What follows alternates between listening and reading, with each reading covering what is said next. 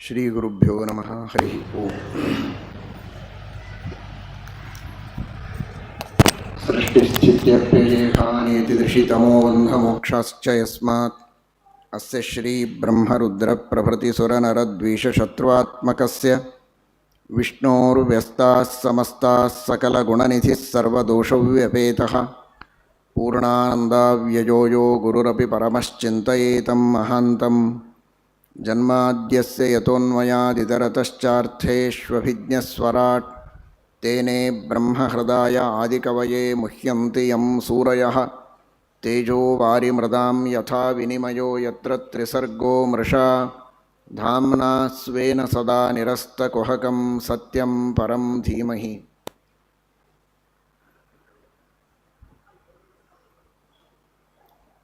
ಸಮುದ್ರಮಥನೋದ್ಭೂತಂ ದಿವ್ಯಗಂಧಾನುಲೇಪಿತಂ ಸುಧಾಕಲಶಹಸ್ತಂತಂ ವಂದೇ ಧನ್ವಂತರಿಂ ಹರಿಂ. ಧರ್ಮವಿಜ್ಞಾನವೈರಾಗ್ಯಪರಮೈಶ್ವರ್ಯಶಾಲಿನಃ ಆನಂದತೀರ್ಥಭಗವತ್ಪಾದಾನ್ ವಂದೇ ನಿರಂತರಂ.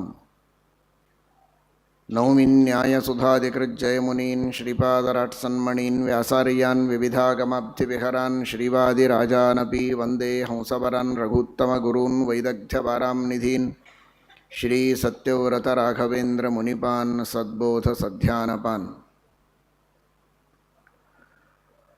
ಕ್ಷಾಮಕಾಲೇ ಕರ್ಜಿಜ್ಞಾಂ ದ್ವಾದಶಾಬ್ದಂ ತಪಶ್ಚರನ್ ಅನ್ನದಾನಂಚ ಯಶ್ಚಕ್ರೆ ಸತ್ಸಂಕಲ್ಪೋ ಭವೇನ್ಮುದೆ.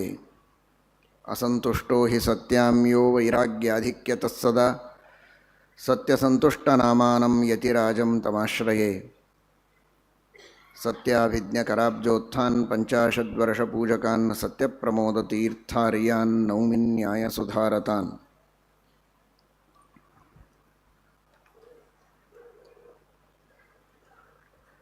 ಶ್ರೀಮದ್ಭಾಗವತದ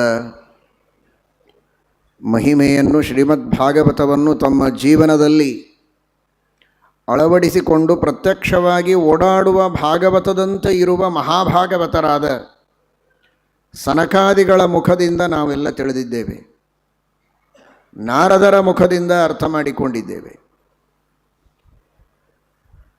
ಯಾರು ಯಾವ ಧರ್ಮವನ್ನು ಅನುಷ್ಠಾನದಲ್ಲಿ ಇಟ್ಟುಕೊಂಡಿರ್ತಾರೆ ಅಂಥವರು ಆ ಧರ್ಮದ ಬಗ್ಗೆ ಉಪದೇಶ ಮಾಡಿದರೆ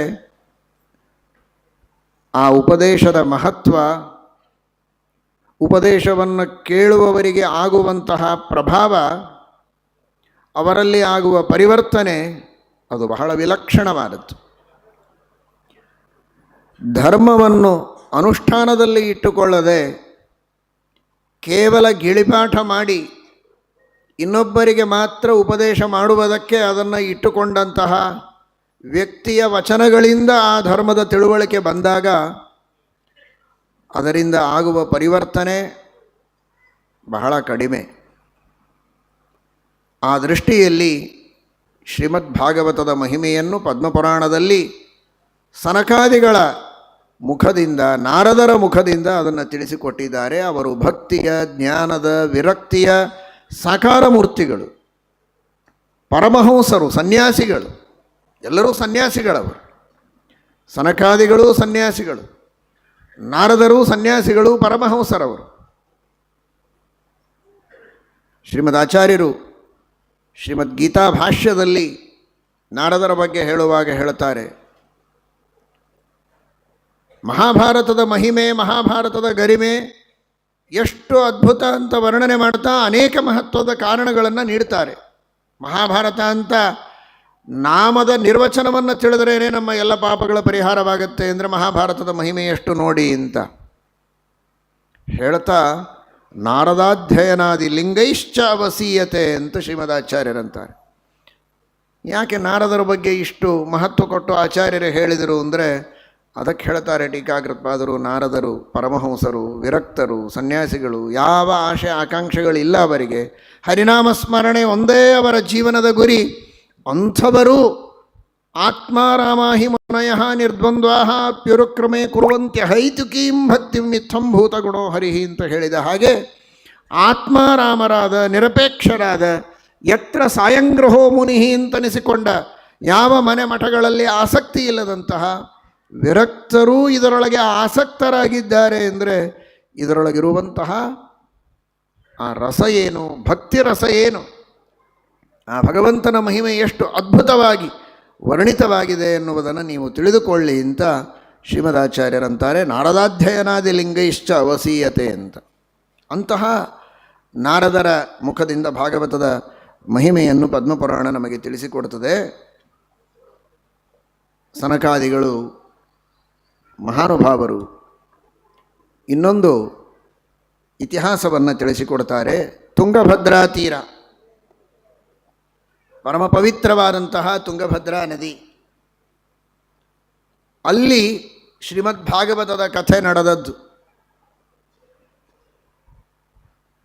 ಭಾಗವತದ ಸಪ್ತಾಹದ ಪ್ರವಚನ ನಡೆದ ಒಂದು ಇತಿಹಾಸವನ್ನು ಸನಕಾದಿಗಳು ತಿಳಿಸಿಕೊಡ್ತಾರೆ. ಇವತ್ತೊಂದು ದೊಡ್ಡ ಸುಯೋಗ, ವರಾಹದೇವರ ಪ್ರಸಾದ, ಬೇರೆ ಬೇರೆ ಊರುಗಳಿಂದ ವರಾಹದೇವರ ಪ್ರಸಾದ ಬಂದಿದೆ. ಕಲ್ಲಹಳ್ಳಿಯಿಂದ, ಮೈಸೂರಿನಿಂದ. ತುಂಗಭದ್ರಾ ನದಿಯ ಅಂತರ್ಯಾಮಿಯಾದ ಭಗವಂತ ವರಾಹರೂಪಿಯಾದ ಪರಮಾತ್ಮ. ಆ ತುಂಗಭದ್ರಾ ತೀರದಲ್ಲಿಯೇ ನಡೆದ ಒಂದು ಕಥೆ, ಭಾಗವತದ ಮಹಿಮೆ ಇವತ್ತು ನಾವು ಚಿಂತನೆ ಮಾಡಲಿಕ್ಕಿದ್ದೇವೆ. ಆ ತುಂಗಭದ್ರೆಯಲ್ಲಿ ಅಂತರ್ಯಾಮಿಯಾದ ಭಗವದ್ ರೂಪ ಅದು ಭೂವರಾಹ ರೂಪ. ಅಂತಹ ವರಾಹಸ್ವಾಮಿಯ ಪ್ರಸಾದ ಬಂದಿದೆ ಅಂದರೆ ಈ ಮುಂದೆ ನಡೆಯುವ ಭಾಗವತದ ಪ್ರವಚನಕ್ಕೆ ವರಾಹದೇವರ ಪೂರ್ಣವಾದ ಅನುಗ್ರಹ ಇದೆ ಅಂತ ನಾವು ಭಾವಿಸಬೇಕು. ಈಗಿರೋದು ನಾವು ಕಾವೇರಿ ಪಕ್ಕದಲ್ಲಿ, ಕಾವೇರಿ ತೀರದಲ್ಲಿದ್ದರೂ ಕೂಡ ರಂಗನಾಥನ ಸನ್ನಿಧಾನದಲ್ಲಿಯೂ ಇದ್ದೇವೆ. ಜೊತೆಗೆ ಇಲ್ಲಿಯೇ ಮೈಸೂರಿನಲ್ಲಿ ಸತ್ಯಧರ್ಮರು ಪ್ರತಿಷ್ಠಾಪನೆ ಮಾಡಿದ ವರಾಹದೇವರು ಇರೋದರಿಂದ ಒಂದರ್ಥದಲ್ಲಿ ಇದು ತುಂಗಭದ್ರಾ ತೀರವೂ ಹೌದು, ಕಾವೇರಿ ತೀರವೂ ಹೌದು. ಮೂಲರಾಮದೇವರು ವ್ಯಾಸಮುಷ್ಟಿಗಳು ಇರುವಂತಹ ಸ್ಥಳದಲ್ಲಿ ಎಲ್ಲ ತೀರ್ಥಗಳ ಸನ್ನಿಧಾನ ಇರುತ್ತದೆ ಅಂತ ವರ್ಣನೆ ಇದೆ. ಎಲ್ಲ ತೀರ್ಥಕ್ಷೇತ್ರಗಳಿಗೆ ಯಾತ್ರೆ ಮಾಡಿದ ಪುಣ್ಯಕ್ಕಿಂತಲೂ ಹೆಚ್ಚು ಪುಣ್ಯ ರಾಮದೇವರ, ವೇದವ್ಯಾಸದೇವರ ಸನ್ನಿಧಾನಕ್ಕೆ ಯಾತ್ರೆ ಮಾಡಿದರೆ ಬರುತ್ತದೆ ಅಂತ ಸತ್ಯಾಭಿನವ ತೀರ್ಥರು ಹೇಳುತ್ತಾರೆ. ಶ್ರೀರಾಮ ವೇದೇಶ್ವರ ದೇವಯಾತ್ರಾ ಸುದುರ್ಲಭ ಭೂರಿ ಶುಭೇತರೇಷಾಂ ಕಾಶ್ಯಾದಿ ಯಾತ್ರಾಮಿತ ಪುಣ್ಯದಾತ್ರೀತ್ಯಶೇಷ ಸಚ್ಛಾಸ್ತ್ರ ವಿನಿರ್ಣಯೋಯಂ. ಎಲ್ಲ ತೀರ್ಥಕ್ಷೇತ್ರಗಳಿಗೆ, ಪೂರ್ವ ಪಶ್ಚಿಮ ದಕ್ಷಿಣೋತ್ತರಗಳಿಗೆ ಯಾತ್ರೆ ಮಾಡಿದರೆ ಏನು ಪುಣ್ಯ ಬರುತ್ತೋ ಅದಕ್ಕೂ ಅನಂತಪಟ್ಟು ಪುಣ್ಯ ಮೂಲರಾಮದೇವರ, ವೇದವ್ಯಾಸದೇವರ ಸನ್ನಿಧಾನದಲ್ಲಿ ಯಾತ್ರೆ ಮಾಡಿ ದರ್ಶನ ಪಡೆದರೆ ಬರುತ್ತೆ ಅಂತ ಸತ್ಯಾಭಿನವ ತೀರ್ಥರು ತಮ್ಮ ಅನಿಸಿಕೆ ಅಂತ ಹೇಳದೆ ಇತ್ಯಶೇಷ ಸಚ್ಛಾಸ್ತ್ರ ವಿನಿರ್ಣಯೋಯಂ ಅಂತ ಅದರ ಬಗ್ಗೆ ಘೋಷಣೆಯನ್ನು ಮಾಡಿದ್ದಾರೆ. ಅಂತಹ ಪಾವನ ಸನ್ನಿಧಾನ ಅಂತ ಚಿಂತನೆ ಮಾಡ್ತಾ ಶ್ರೀಮದ್ ಭಾಗವತದ ಮಹಿಮೆಯನ್ನು ಕೇಳಬೇಕು. ತುಂಗಭದ್ರಾ ನದಿ ತೀರ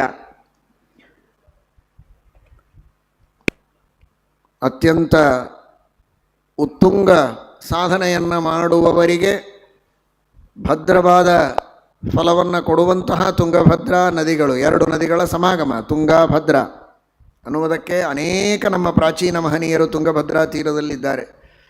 ಪದ್ಮನಾಭ ತೀರ್ಥರು, ನರಹರಿ ತೀರ್ಥರು, ಕವೀಂದ್ರರು, ವಾಗೀಶರು, ವ್ಯಾಸರಾಜರು, ರಘುವರ್ಯರೇ ಮೊದಲಾದ ನವವೃಂದಾವನಸ್ಥ ಎಲ್ಲ ಯತಿಗಳು,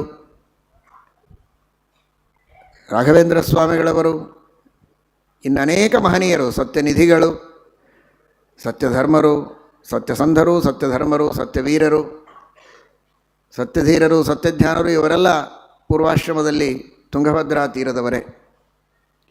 ಅನೇಕ ಮಹನೀಯರು ಆ ತುಂಗಭದ್ರಾ ತೀರದಲ್ಲಿ ಸಾಧನೆಯನ್ನು ಮಾಡಿದವರಿದ್ದಾರೆ. ಮಾರ್ಕಾಂಡೇಯ ಮಹರ್ಷಿಗಳು ಕೂಡ ಭದ್ರಾ ನದಿ ತೀರದಲ್ಲಿ ವಿಶೇಷವಾಗಿ ನರಸಿಂಹದೇವರ ಉಪಾಸನೆಯನ್ನು ಮಾಡಿ ಸಾಕ್ಷಾತ್ಕಾರವನ್ನು ಮಾಡಿಕೊಂಡು ಸಿದ್ಧಿಯನ್ನು ಪಡೆದುಕೊಂಡವರು ಅಂತ ನರಸಿಂಹ ಪುರಾಣದಲ್ಲಿ ವರ್ಣನೆ ಬರೆತು. ಅಂತಹ ಒಂದು ಪವಿತ್ರವಾದ ಕ್ಷೇತ್ರ, ಅನೇಕ ನರಸಿಂಹದೇವರು ಆ ತುಂಗಭದ್ರಾ ತೀರದಲ್ಲಿದ್ದಾರೆ. ರಂಗಾಪುರದ ನರಸಿಂಹದೇವರು, ಚಿಂತಾಮಣಿ ನರಸಿಂಹದೇವರು, ಕೂಡಲಿ, ಭದ್ರಾವತಿಯಲ್ಲಿರುವಂತಹ ಭದ್ರಾ ತೀರದಲ್ಲಿರುವ ನರಸಿಂಹದೇವರು, ಇನ್ನು ಅನೇಕ ನರಸಿಂಹದೇವರ ಕ್ಷೇತ್ರವೂ ಇರುವಂತಹ ಸ್ಥಳ. ಆತ್ಮದೇವ ಅನ್ನುವಂತಹ ಒಬ್ಬ ಬ್ರಾಹ್ಮಣ, ಸಜ್ಜನ, ಧಾರ್ಮಿಕ, ಉತ್ತಮ ವಿದ್ವತ್ತಾಗಿದೆ, ಹೆಸರು ಚೆನ್ನಾಗಿದೆ. ಆತ್ಮದೇವ ಪರಮಾತ್ಮನನ್ನು ಆತ್ಮ ಅಂತ ಚಿಂತನೆ ಮಾಡುವಂತಹ ಒಬ್ಬ ಭೂದೇವ ಅವನು, ಆತ್ಮದೇವ. ಮಮ ಸ್ವಾಮಿ ಹರಿರ್ನಿತ್ಯಂ ಸರ್ವಸ್ಯ ಪತಿರೇವಚ, ಇದು ಆತ್ಮತತ್ವದ ಚಿಂತನ. ದೇವರು ನನ್ನ ಒಡೆಯ, ನನಗೆ ಮಾತ್ರ ಅಲ್ಲ ವಿಶ್ವಕ್ಕೆ ಒಡೆಯ. ಈ ಚಿಂತನ ಭಗವಂತನ ಸಾಕ್ಷಾತ್ಕಾರಕ್ಕೆ ಸಾಧನ, ಮೋಕ್ಷ ಸಾಧನ. ಅಂತಹ ಚಿಂತನ ಮಾಡುವ ಒಂದು ಸಾತ್ವಿಕ ಜೀವ. ಆದರೆ ಅರ್ಥಕಾಮಗಳಲ್ಲಿ ವಿಶೇಷವಾಗಿ ಆಸಕ್ತನಾಗಿದ್ದಾನೆ, ಧಾರ್ಮಿಕ. ಆದರೂ ಮೊದಲ ಹಂತದಲ್ಲಿ ಕೇವಲ ಭೋಗಾಸಕ್ತನಾಗಿ ಕಷ್ಟ ಬಂದಾಗ ಭಗವಂತನ ಹತ್ತಿರ ಎಲ್ಲರೂ ಸಾಮಾನ್ಯವಾಗಿ ಮುಖ ಮಾಡುವುದು ಸಹಜ.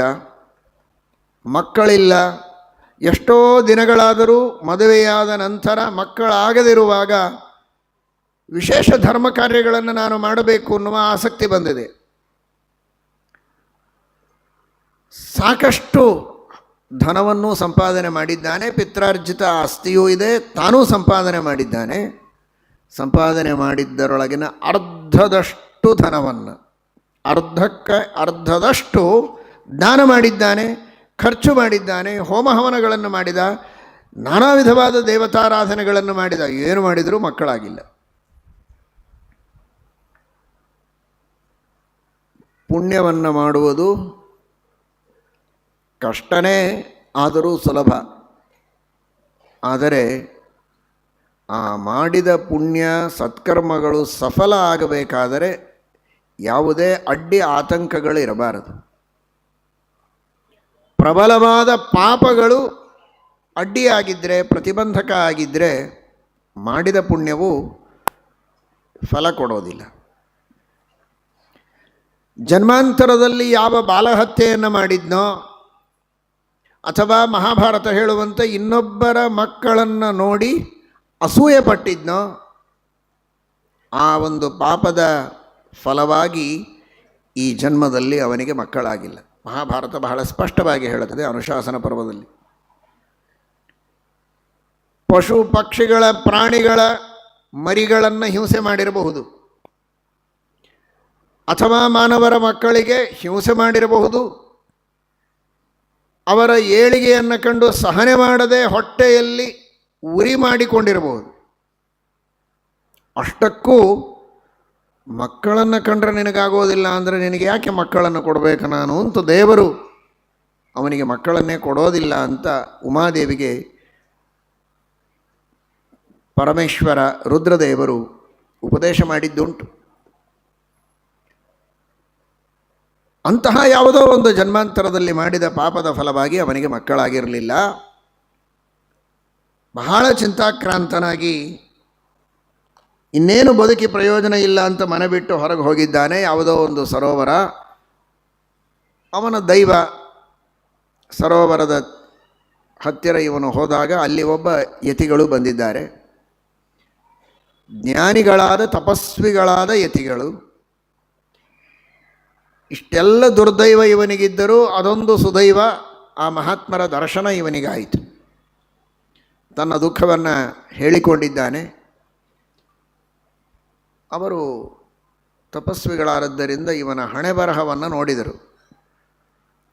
ವಿಧಿಲಿಖಿತ ಏನಿದೆ ಅಂತ ಅದನ್ನು ತಿಳಿದುಕೊಳ್ಳುವ ಜ್ಞಾನ, ಯೋಗ ಸಾಮರ್ಥ್ಯ ಅವರಲ್ಲಿತ್ತು. ಅವರು ಹೇಳಿದರು, ಏನು ಮಗ, ಮಕ್ಕಳು ಅಂತ ಬಡಿದುಕೊಳ್ತೀಯ, ಇನ್ನು 7 ಜನ್ಮಗಳಾದರೂ ನಿನಗೆ ಮಕ್ಕಳಾಗೋದಿಲ್ಲ ಅಂತ ಹೇಳಿದರು ಅವರು. ನಿನ್ನ ಹಣೆ ಬರಹ ಆಗಿದೆ, ಅಷ್ಟು ಪಾಪ ನೀನು ಮಾಡಿದ್ದಿ. ಅಂದ ಮಾತ್ರಕ್ಕೆ ಸಾಯ್ತೇನೆ, ಬದುಕೇನು ಪ್ರಯೋಜನ ಅಂತ ಅನ್ನಬೇಡ. ಬದುಕಿಗೆ ಮಕ್ಕಳನ್ನು ಪಡೆಯುವುದೇ ಒಂದು ಗುರಿ ಅಲ್ಲ. ಧರ್ಮವನ್ನು ಮಾಡು, ಬೇಕಾದಷ್ಟು ಧರ್ಮ ಕಾರ್ಯಗಳನ್ನು ಮಾಡು, ಸಾಧನೆಯನ್ನು ಮಾಡು, ಉತ್ತಮವಾದಂತಹ ಸದ್ಗತಿಯನ್ನು ಪಡೆದುಕೊಳ್ಳುವುದಕ್ಕೆ ಸಾಧ್ಯ ಇದೆ. ಮಾನವ ಜನ್ಮ ದುರ್ಲಭ, ಬಂದದ್ದು ವ್ಯರ್ಥ ಮಾಡಿಕೊಳ್ಳಬೇಡ, ಸಾರ್ಥಕ ಮಾಡಿಕೋ ಅಂತ ಉಪದೇಶ ಮಾಡಿದ್ದಾರೆ. ಅವರವರ ವರ್ಣಾಶ್ರಮಗಳಿಗೆ ವಿಹಿತವಾದ ಕರ್ಮಗಳನ್ನು ಚೆನ್ನಾಗಿ ಮಾಡಿ ದೇವರಿಗೆ ಸಮರ್ಪಣೆ ಮಾಡಿದರೆ ಅವರಿಗೆ ಸದ್ಗತಿಯಾಗತ್ತೆ. ಮಕ್ಕಳು ಇರಬಹುದು, ಇಲ್ಲದೇ ಇರಬಹುದು, ಮಕ್ಕಳಾಗಬೇಕು, ಮಕ್ಕಳಿಂದಲೂ ಧರ್ಮ ಮಾಡಿಸಬೇಕು. ಅವರಿಗೂ ಧರ್ಮ ಮಾರ್ಗದಲ್ಲಿ ನಡೆಯುವಂತೆ ಪ್ರೇರಣೆಯನ್ನು ಕೊಡಬೇಕು. ಅದರಿಂದ ಉತ್ತಮ ಗತಿಯಾಗತ್ತೆ ಅಂತ ಹೇಳಿದ್ದು ನಿಜ ಶಾಸ್ತ್ರದಲ್ಲಿ. ಈ ಪುತ್ರ ಎಂಬ ಹೆಸರು ಬಂದದ್ದೇ ಅದರಿಂದ. ಆ ಪುತ್ ನರಕ, ಆ ನರಕದಿಂದ ತ್ರಾಣ ರಕ್ಷಣೆ ಮಾಡಿ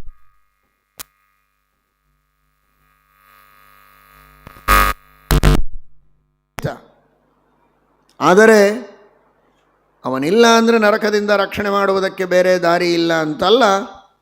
ಭಗವಂತನೇ ಏನಿದ್ದರೂ ರಕ್ಷಣೆ ಮಾಡೋದು.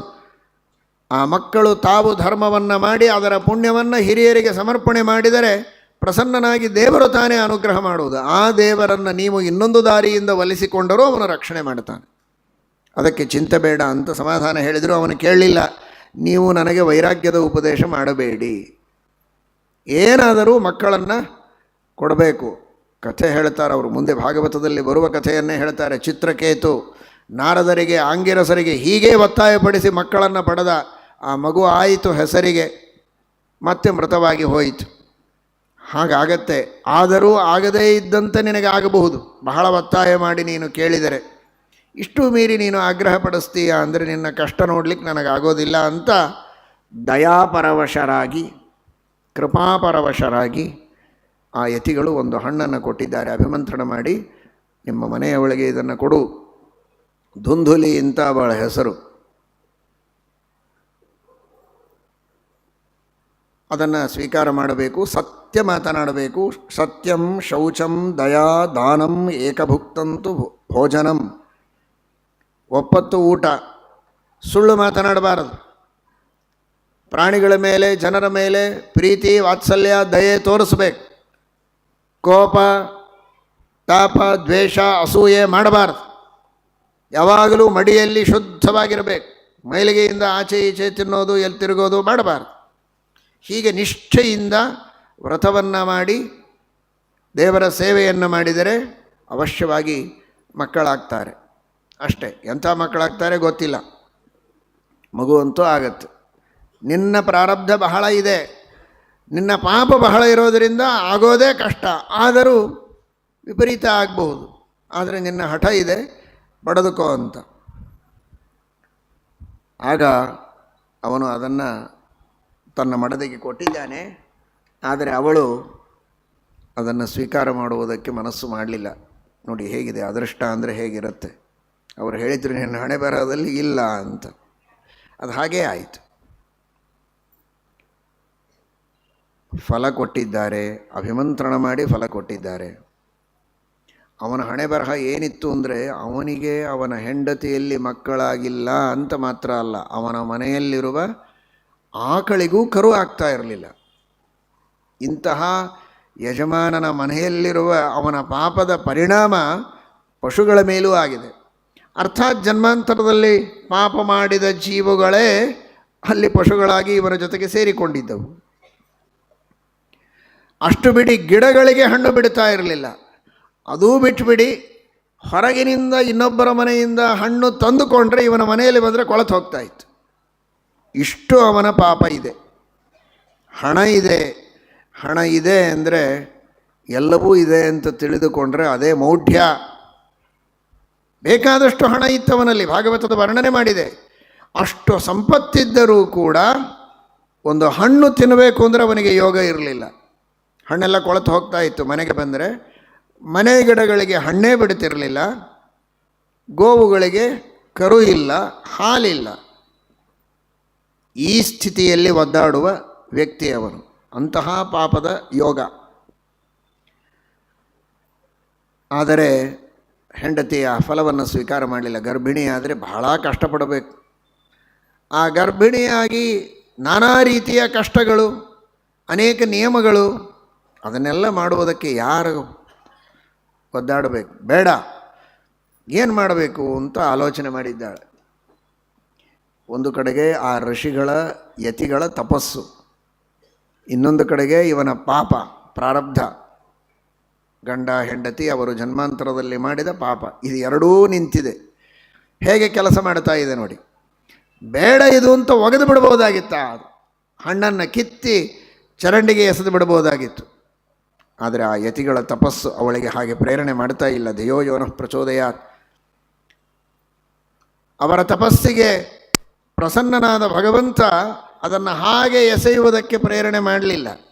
ಕೈಯಲ್ಲಿಟ್ಕೊಂಡು ವಿಚಾರ ಮಾಡ್ತಾಳೆ, ಏನು ಮಾಡಬೇಕು ನಾನು ಅಂತ. ಅವಳ ತಂಗಿ ಬಂದಿದ್ದಾಳೆ, ಈ ಕಷ್ಟದಲ್ಲಿದ್ದೇನೆ, ನಾನೇನು ಮಾಡಲಿ, ನನಗೆ ಗರ್ಭಿಣಿ ಆಗುವ ಇಷ್ಟ ಇಲ್ಲ, ಗಂಡ ಇದನ್ನು ತಂದು ಕೊಟ್ಟಿದ್ದಾನೆ ಫಲವನ್ನು, ಯಾರೋ ಯತಿಗಳು ಕೊಟ್ಟರಂತೆ, ಏನು ಮಾಡಲಿ ನಾನು. ಅದಕ್ಕೆ ಯಾಕೆ ತಲೆ ಕೆಡಿಸ್ಕೊಳ್ತೀವಿ, ಅದನ್ನು ಆಕಳಿಗೆ ತಿನ್ನಿಸ್ಬಿಡು ಅಂದ್ಲು ಅವಳು. ಹಾಗಾದರೆ ಮಗು ಎಲ್ಲಿದೆ ಅಂತ ಕೇಳಿದರೆ ನಾನೇನು ಉತ್ತರ ಹೇಳಲಿ? ನಾನು ಗರ್ಭಿಣಿ ಇದ್ದೇನೆ, ಸ್ವಲ್ಪ ದಿವಸಕ್ಕೆ ನನಗೆ ಪ್ರಸವ ಆಗತ್ತೆ, ನನ್ನ ಮಗುವನ್ನು ನಿನಗೆ ಕೊಟ್ಟು ಬಿಡ್ತೇನೆ, ನನ್ನದೇ ಮಗು ಅಂತ ನೀನು ಸುಳ್ಳು ಹೇಳು, ನಾಟಕ ಮಾಡು, ಸ್ವಲ್ಪ ದಿವಸ ಗರ್ಭಿಣಿ ಸ್ತ್ರೀ ಹಾಗೆ ನಾಟಕವನ್ನು ಮಾಡು, ನಾಟಕ ಮಾಡಿ ನನ್ನ ಮಗು ಮೃತವಾಗಿ ಹೋಯಿತು ಅಂತ ನಾನು ಸುಳ್ಳು ಹೇಳ್ತೇನೆ ನಮ್ಮ ಮನೆಯಲ್ಲಿ, ನಿನಗೆ ಮಗು ಆಯಿತು ಅಂತ ನೀನು ಸುಳ್ಳು ಹೇಳು, ನನ್ನ ಮಗುವನ್ನೇ ನಿನ್ನ ಮಗು ಅಂತ. ಆದರೆ ಒಂದು ಮಾತ್ರ, ನನಗೆ ದುಡ್ಡು ಕೊಡಬೇಕು ಅಂತ. ತಂಗಿಯಾದರೂ ಅಕ್ಕನಿಗೆ ಹಣ ಕೇಳ್ತಾಳವು. ನನ್ನ ಗಂಡನಿಗೆ ನೀನು ಇಷ್ಟು ಹಣ ಕೊಟ್ಟುಬಿಟ್ರೆ ಅವನೂ ಏನು ಕೇಳೋದಿಲ್ಲ, ಅವನೇ ತಂದು ನಿನ್ನ ಮನೆಗೆ ನನ್ನ ಮಗುವನ್ನು ಒಪ್ಪಿಸ್ತಾನೆ, ನೀನು ಅದನ್ನು ತೆಗೆದುಕೊಂಡು ನಿನ್ನ ಗಂಡನಿಗೆ ತೋರಿಸು, ಎರಡೂ ಕೆಲಸ ಆಯಿತು ಅಂತ. ನೋಡಿ ಹೇಗಿದೆ, ಕೈಗೆ ಬಂದ ತುತ್ತು ಬಾಯಿಗಿಲ್ಲ ಅಂತ. ಏನು ಮಾಡಿದರೂ ಜನ್ಮಾಂತರದಲ್ಲಿ ಮಾಡಿದ ಪಾಪ ಅಷ್ಟು ಪ್ರಬಲವಾಗಿದ್ದರೆ, ದೊಡ್ಡವರು ಏನು ಮಾಡಿದ್ದನೋ ಭಾಗವತ ಉಲ್ಲೇಖ ಮಾಡಿಲ್ಲ, ಆದರೆ ಗ್ರಂಥಾಂತರದಲ್ಲಿ ನೋಡಿದರೆ ಮಹಾತ್ಮರ ದ್ರೋಹ, ಸಜ್ಜನರ ದ್ರೋಹ, ಅಸೂಯೆ, ಇಂತಹ ಪಾಪಗಳು ಬಹಳ ಪ್ರಬಲವಾದಾಗ ಕೈಯಲ್ಲಿ ಹಣ್ಣಿದ್ರೂ ಬಾಯಿಗೆ ಬರಲಿಲ್ಲ ಅದು. ಆದರೆ ಕೈಯಿಂದ ತೆಗೆದುಕೊಂಡು ಬಾಯಿಗೆ ಹಾಕಿಕೊಳ್ಳಿಕ್ಕೇ ಬರದೇ ಇರುವ ಆಕಳಿನ ಬಾಯಿಗೆ ಬಂತದು. ಕೈಯಿದ್ದು ಕೈಯಲ್ಲಿ ಹಣ್ಣಿದ್ದೂ ಬಾಯಿಗೆ ಬರಲಿಲ್ಲ, ಕೈಯಲ್ಲಿ ಹಣ್ಣೇ ತೆಗೆದುಕೊಳ್ಳಕ್ಕಾಗದೇ ಇರುವ ಪಶುವಿನ ಬಾಯಿಗೆ ಸಹಜವಾಗಿ ಬಂತು. ಆಕಳು ಅದನ್ನು ತಿಂದಿದೆ, ಹಣ್ಣಿಟ್ಟಿದ್ದಾರೆ ತಿಂದಿದೆ. ಇಲ್ಲಿ ಧುಂದುಕಾರಿ ಅಂತ ಮಗ ಹುಟ್ಟಿದ್ದಾನೆ, ಅವಳಿಗೆ ತಂಗಿಗೆ ಆ ಮಗಳನ್ನು ಇವಳಿಗೆ ಕೊಟ್ಟಿದ್ದಾರೆ, ಹಣ ತೆಗೆದುಕೊಂಡು ಧುಂದುಕಾರಿ ಅಂತ ಹೆಸರಿಟ್ಟಿದ್ದಾರೆ. ಆಕಳಿಗೂ ಮಗುವಾಗಿದೆ. ಅದು ಯತಿಗಳ ತಪಸ್ಸಿನಿಂದ, ಅವರ ಅನುಗ್ರಹದಿಂದ ಅಭಿಮಂತ್ರಣ ಮಾಡಿಕೊಟ್ಟದ್ದು, ಭಗವಂತನ ವಿಶೇಷವಾದ ಕೃಪೆಯಿಂದ ಪರಮಸಜ್ಜನನಾದ ಒಬ್ಬ ಪುರುಷನೇ ಹುಟ್ಟಿದ್ದಾನೆ ಆಕಳಿನ ಹೊಟ್ಟೆಯಲ್ಲಿ, ಕರು ಹುಟ್ಟಿಲ್ಲ. ಶ್ರೇಷ್ಠನಾದಂತಹ ಸತ್ಪುರುಷ. ಎಂತಹ ಅಘಟಿತ ಘಟನಾ ನಡೆದಿದೆ ನೋಡಿ. ಭಗವಂತನ ಅಚಿಂತ್ಯವಾದ ಅದ್ಭುತವಾದ ಶಕ್ತಿ, ಸಾಮರ್ಥ್ಯ ಇದು. ಭಾಗವತದ ಪ್ರವಚನವನ್ನು ಮುಂದೆ ಗೋಕರ್ಣ ಮಾಡ್ತಾನೆ. ಆ ಗೋಕರ್ಣ ಭಾಗವತದ ಪ್ರವಚನವನ್ನು ಮಾಡಿ ಭಗವಂತನ ಮಹಿಮೆಯನ್ನು ಹೇಳುವುದಲ್ಲ, ಪೀಠದ ಮೇಲೆ ಅವನು ಕುಳಿತರೆ ಭಗವಂತನ ಮಹಿಮೆಗೆ ಅವನೇ ಒಂದು ನಿದರ್ಶನ, ದೃಷ್ಟಾಂತ. ಗೋಕರ್ಣ ದೇವರ ಮಹಿಮೆ ಹೇಗಿರ್ತದೆ, ತಪಸ್ಸಿನ ಮಹಿಮೆ ಅಂದರೆ ಹೇಗಿರ್ತದೆ, ಭಗವದ್ಭಕ್ತರು ಅಂದರೆ ಹೇಗಿರ್ತಾರೆ, ಅದಕ್ಕೆ ನಾನೇ ಸಾಕ್ಷಿ ಅಂತ ತೋರಿಸುವ ರೀತಿಯಲ್ಲಿ ಗೋಕರ್ಣ ಕುಳಿತು ಪ್ರವಚನ ಮಾಡಿದ್ದಾನೆ ಅಂತ ನಾವು ಭಾವಿಸಬಹುದು. ಯಾಕೆಂದರೆ ಒಂದು ಆಕಳಿನ ಹೊಟ್ಟೆಯಲ್ಲಿ ಪುರುಷರ ಜನ್ಮ. ಅವನಿಗೆ ಹೆಸರು ಗೋಕರ್ಣ ಅಂತ ಇಟ್ಟಿದ್ದಾರೆ. ಯಾಕೆ ಅಂದರೆ ಶರೀರ ಎಲ್ಲ ಪುರುಷನಂತೆ ಇದ್ದರೂ ಕಿವಿ ಮಾತ್ರ ಗೋವಿನ ಕಿವಿಗಳ ಹಾಗೆ ಕಿವಿ. ಆಕಳಿನ ಹೊಟ್ಟೆಯಲ್ಲಿ ಹುಟ್ಟಿದ ಅನ್ನುವುದಕ್ಕೆ ಕಿವಿ ಮಾತ್ರ ಆಕಳಿನಂತೆ ಇದೆ, ಅದಕ್ಕಾಗಿ ಅವನಿಗೆ ಗೋಕರ್ಣ ಅಂತ. ನಿನಗಂತೂ ಮಕ್ಕಳಿಲ್ಲ 7 ಜನ್ಮಗಳಲ್ಲಿ ಎಂದಿದ್ರು, ಇವನಿಗೆ ಮಕ್ಕಳಾಗಲೇ ಇಲ್ಲ. ತನ್ನ ಷಡ್ಕನ ಮಗನನ್ನು ತಾನು ತನ್ನ ಮಗ ಅಂತ ತಿಳ್ಕೊಂಡು ಬೆಳೆಸ್ತಾ ಇದ್ದಾನೆ. ನಿಜವಾಗಿ ತನಗಾಗಬೇಕಾದ ಮಗ ತನಗಾಗಲೇ ಇಲ್ಲ, ಆಕಳಿನಲ್ಲಿ ಹುಟ್ಟಿದೆ. ಆ ಯತಿಗಳ ವಚನವೂ ಸತ್ಯ ಆಯಿತು, ಅವರ ತಪಸ್ಸೂ ಸಫಲ ಆಯಿತು. ತಪಸ್ಸಿನ ಫಲ ಗೋಕರ್ಣ, ಅವರ ವಚನ ನಿನಗಂತೂ 7 ಜನ್ಮ ಮಕ್ಕಳಾಗೋದಿಲ್ಲ ಅಂತ, ಇವನಿಗೆ ಮಕ್ಕಳಾಗಲೇ ಇಲ್ಲ. ಹೇಗಿರುತ್ತೆ ನೋಡಿ ಧರ್ಮದ ಅನುಷ್ಠಾನದ ಮಹಿಮೆ. ಪರಮ ಸಜ್ಜನ, ಪರಮ ಸಾತ್ವಿಕ, ಮಹಾವಿದ್ವಾಂಸನಾಗಿದ್ದಾನೆ. ವೇದಾಂತ ಸಕಲ ಶಾಸ್ತ್ರಗಳ ಅಧ್ಯಯನವನ್ನು ಮಾಡಿದ ಮಹಾಪಂಡಿತ. ಒಂದು ಆಕಳಿನ ಇವನು ಅವನಿಗೆ ಎಲ್ಲ ಸಂಸ್ಕಾರಗಳನ್ನು ತಾನು ಸ್ವಯಂ ಆತ್ಮದೇವ ಬ್ರಾಹ್ಮಣನಾಗಿ ಬ್ರಾಹ್ಮಣನಿಗೆ ಉಚಿತವಾದ ಎಲ್ಲ ಸಂಸ್ಕಾರಗಳನ್ನು ತಾನೇ ಕುಳಿತು ಮಾಡಿದ್ದಾನೆ, ಇವನಿಗೂ ಮಾಡಿದ್ದಾನೆ. ಆದರೆ ಇವನ ಹಣ ಬರಹ, ಇವನು ಪೂರ್ಣ ದುಷ್ಟ. ಯಾವಾಗಲೂ ದುಷ್ಟರ ಜೊತೆಗೆ ಸಹವಾಸ, ದುಷ್ಟ ಸ್ತ್ರೀಯರ ಸಂಘ, ಕಳ್ಳತನ, ಮೋಸ, ಇನ್ನೊಬ್ಬರ ಮಕ್ಕಳನ್ನು ಬಾವಿಯಲ್ಲಿ ಹಾಕಿ ಸಂಹಾರ ಮಾಡೋದು, ಏನು ಲಾಭ ಇಲ್ಲ ಅದರಿಂದ. ಇನ್ನೊಬ್ಬರಿಗೆ ಹಿಂಸೆ ಕೊಡುವುದರಲ್ಲಿಯೇ ಸಂತೋಷ ಇರುವಂತಹ ದುಷ್ಟನಾದ ವ್ಯಕ್ತಿ ಧುಂದುಕಾರಿ. ಆದರೆ ಗೋಕರ್ಣ ಪರಮಸಜ್ಜನನಾದಂತಹ ವ್ಯಕ್ತಿ. ಹಣ ಕೊಟ್ಟು ತೆಗೆದುಕೊಂಡ ಮಗನ ಹಣೆ ಬರಹ ಏನು? ತಪಸ್ಸಿನ ಫಲವಾಗಿ, ಪುಣ್ಯದ ಫಲವಾಗಿ ಪಡೆದ ಮಗನ ದೈವ ಎಂಥದ್ದು, ಇದೆರಡನ್ನೂ ನಾವು ಪ್ರತ್ಯಕ್ಷ ಕಾಣಬಹುದು. ಅಂತಹ ಅದ್ಭುತವಾದ ಆ ಗೋಕರ್ಣನ ವ್ಯಕ್ತಿತ್ವ. ಅವನನ್ನು ಬರೀ ಆಕಳಿನ ಕಿವಿಯಂತೆ ಕಿವಿ ಇದ್ದದ್ದಕ್ಕೆ ಗೋಕರ್ಣ ಅಂತ ಕರೆದರು ಅಂತ ಮಾತ್ರ ನಾವು ಅಂದುಕೊಳ್ಳಬೇಕಾಗಿಲ್ಲ. ಗೋ ಅಂದರೆ ಶಬ್ದ. ಗೋ ಎಂಬ ಶಬ್ದಕ್ಕೆ ಸಂಸ್ಕೃತದಲ್ಲಿ ಶಬ್ದ ಅಂತ ಅರ್ಥ ಇದೆ. ಗಮಯತಿ, ನಮಗೆಲ್ಲ ಜ್ಞಾನವನ್ನು ಕೊಡುತ್ತೆ, ಆದ್ದರಿಂದ ಅದು ಗೋ. ಅಂತಹ ಗೋ ಅಂದರೆ ಯಾವ ಗೋ? ಶ್ರೇಷ್ಠವಾದ ಶಬ್ದ ಅಂದರೆ ಶ್ರೀಮದ್ಭಾಗವತದ ಶಬ್ದ, ಶ್ರೀಮದ್ಭಾಗವತದ ವಾಂಗ್ಮಯ. ಆ ಭಾಗವತದ ಏನು ದೊಡ್ಡದಾದ ವಾಂಗ್ಮಯ ಇದೆ, 18,000 ಶ್ಲೋಕಗಳ ಶ್ರೀಮದ್ಭಾಗವತ, 12 ಸ್ಕಂಧಗಳ ಶ್ರೀಮದ್ಭಾಗವತ, ಅದೇ ಗೋ. ಉತ್ತಮವಾದ ಗತಿಯನ್ನು ಕೊಡುವ ಗೋ. ಅದನ್ನು ಎಲ್ಲ ಶ್ರೋತೃಗಳ ಭಕ್ತರ ಕರ್ಣದಲ್ಲಿ ಕಿವಿಯಲ್ಲಿ ಹಾಕಿದವನು ಇವನು ಅನ್ನುವುದಕ್ಕೆ ಇವನು ಗೋಕರ್ಣ.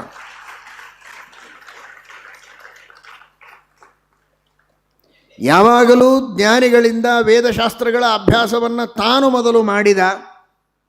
ಗೌಹು ಕರ್ಣೇ ಯಸ್ಯ ಗೌಹು ಭಕ್ತಾನಾಂ ಕರ್ಣೇಶು ಏನ. ತಾನು ದೊಡ್ಡವರಿಂದ ಉಪದೇಶ ಮೊದಲು ಪಡೆದ ಗೋಕರ್ಣ, ಆಮೇಲೆ ತಿಳಿದ ತತ್ವಗಳನ್ನು ಎಲ್ಲರಿಗೆ ಉಪದೇಶ ಮಾಡಿದಂತಹ ಗೋಕರ್ಣ ಇವನು. ಏನೋ ಬೆಳ್ಳಿ ಬಂಗಾರ ಮುತ್ತು ರತ್ನ ವಜ್ರ ದಾನ ಮಾಡಿದರೆ ಮಹಾನುಭಾವ ದಾನಶೂರ ಕರ್ಣ ಅಂತ ಹೇಳ್ತಾರೆ. ಆದರೆ ಇವನು ದಾನ ಮಾಡಿದ್ದು ಬೆಳ್ಳಿ ಎಷ್ಟು ದಿವಸ ಬೆಳ್ಳಿ ಉಪಯೋಗಿಸ್ತಾರೆ, ಬಂಗಾರ ಉಪಯೋಗಿಸ್ತಾರೆ? ಈ ಶರೀರವೇ ಇರೋದಿಲ್ಲ. ಶರೀರ ಇದ್ದರೆ ತಾನೇ ಅದನ್ನು ಉಪಯೋಗಿಸೋದು. ಹಾಗಾದರೆ ಕೊನೆವರೆಗೂ ನಮ್ಮ ಜೊತೆಗೆ ಬರುವಂತಹದ್ದು ಅಂದರೆ ಜ್ಞಾನ, ಸತ್ಕರ್ಮಗಳು, ಅದರಿಂದ ಬಂದ ಪುಣ್ಯ. ಕರ್ಮಾನುಗೋ ಗಚ್ಚತಿ ಜೀವ ಏಕಃ. ಜ್ಞಾನ ನಮ್ಮ ಜೊತೆಗೆ ಮೋಕ್ಷದವರೆಗೂ ಬರುತ್ತೆ. ಪುಣ್ಯವನ್ನು ಸ್ವರ್ಗದಲ್ಲಿ ಅನುಭವಿಸಿ ಮುಗಿಸಿದ ಮೇಲೆ ಮತ್ತೆ ಹುಟ್ಟಿ ಬರಬೇಕು. ಕ್ಷೀಣೇ ಪುಣ್ಯೇ ಮರ್ತ್ಯಲೋಕಂ ವಿಶಂತಿ. ಆದರೆ ಜ್ಞಾನ ಮೋಕ್ಷದವರೆಗೂ ಇರುತ್ತೆ. ಅಂತಹ ಶ್ರೇಷ್ಠವಾದ ಭಾಗವತದ ಜ್ಞಾನವನ್ನು ಜಗತ್ತಿಗೆ ನೀಡಿದ್ದರಿಂದ ಇವನು ಈ ದೊಡ್ಡ ಜ್ಞಾನದಾನವನ್ನು, ಅಭಯದಾನವನ್ನು, ಮೋಕ್ಷ ಸಾಧನದ ಒಂದು ದಾನವನ್ನು ಮಾಡಿದ್ದಕ್ಕೆ ಆ ಕರ್ಣನ ಹೆಸರೇ ಇಲ್ಲದಂತೆ ಆಯಿತು. ದಾನಶೂರ ಕರ್ಣ ಅಂತ ಪ್ರಸಿದ್ಧಿ ಇತ್ತಲ್ಲ. ಆ ಕರ್ಣನ ಕೀರ್ತಿಯನ್ನು ಕರ್ಣಂ ಗಮಯತಿ ಇತಿ ಗೋಕರ್ಣ. ಆ ಕರ್ಣನ ಕೀರ್ತಿಯನ್ನೇ ಕಿತ್ತೆಸೆದ ಇವನು. ಆ ಕರ್ಣ ಎಲ್ಲಿ? ಕರ್ಣ ಬಹಳ ದೊಡ್ಡವ. ಒಂದರ್ಥದಲ್ಲಿ ಕರ್ಣನೇ ಇವನಿಗೆ ಉಪದೇಶ ಮಾಡ್ತಾನೆ. ಕರ್ಣ ಅಂದರೆ ಸೂರ್ಯ. ಕರ್ಣ ಸೂರ್ಯಾವತಾರ. ಭಾಗವತ ಪ್ರವಚನ ನೀನು ಮಾಡಬೇಕು ಅಂತ ಗೋಕರ್ಣನಿಗೆ ಆದೇಶ ಮಾಡಿದ್ದೇ ಸೂರ್ಯ. ಆದರೆ ವ್ಯಾವಹಾರಿಕವಾಗಿ ಕರ್ಣನ ದಾನದ ಏನೊಂದು ಕೀರ್ತಿ, ಅದನ್ನು ಅಳಿಸುವಂತಹ ಕೆಲಸವನ್ನು ಇವನು ಮಾಡಿದ. ಆದರೆ ಅದೇ ಕರ್ಣನ ಸೂರ್ಯನ ಒಂದು ವಿಶೇಷವಾದ ಅನುಗ್ರಹದಿಂದ ಕರ್ಣ ಪರಮಸಾತ್ವಿಕ ಸೂರ್ಯಾವತಾರ. ನಾವೆಲ್ಲರೂ ಆ ಸೂರ್ಯಾಂತರ್ಗತ ನಾರಾಯಣನನ್ನೇ ಗಾಯತ್ರಿಯಿಂದ ಉಪಾಸನೆ ಮಾಡೋದು. ಇಡೀ ವಿಶ್ವಕ್ಕೆ ತೇಜಸ್ಸನ್ನು ಕೊಟ್ಟು ಜ್ಞಾನವನ್ನು ಕೊಟ್ಟು ಅನುಗ್ರಹ ಮಾಡುವಂತಹ ಮಹಾನುಭಾವ.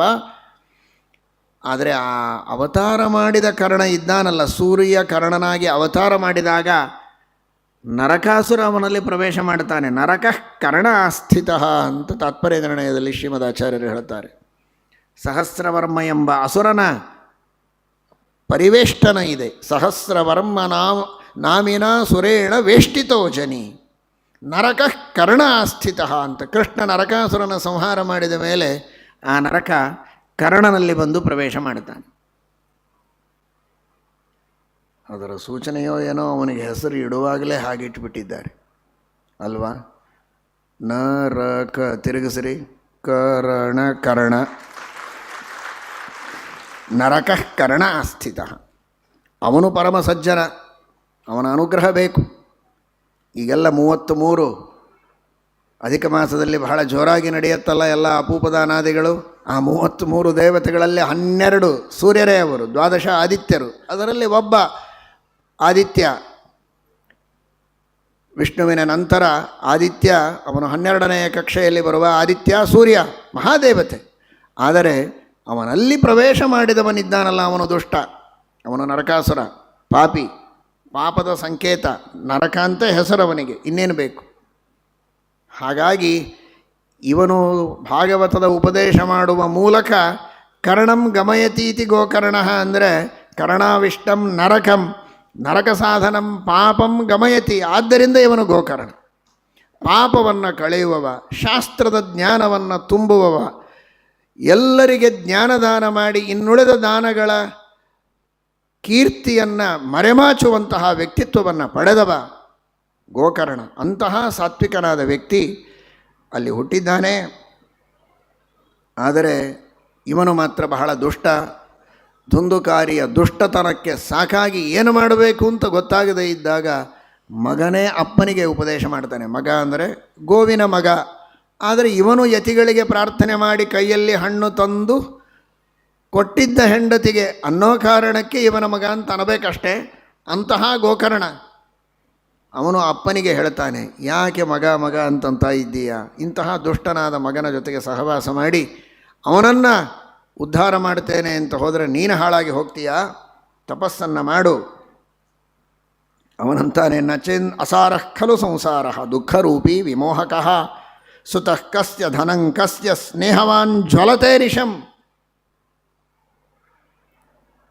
ಎಷ್ಟು ಎಣ್ಣೆ ತುಪ್ಪ ಹಾಕ್ತೇವೋ ಅಷ್ಟು ದೀಪ ಉರಿಯತ್ತೆ. ಹಾಗೆ